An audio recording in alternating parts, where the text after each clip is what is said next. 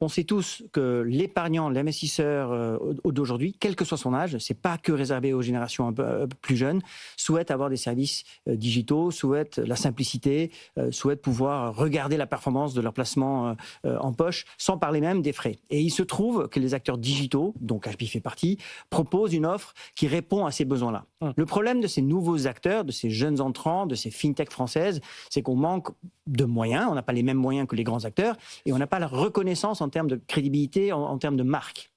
Quand vous avez un Chase qui se lance, qui, comme vous dites, est ancienne en termes de marque, de dizaines, voire de centaines d'années, et qu'elle se lance avec les moyens financiers de JP Morgan derrière,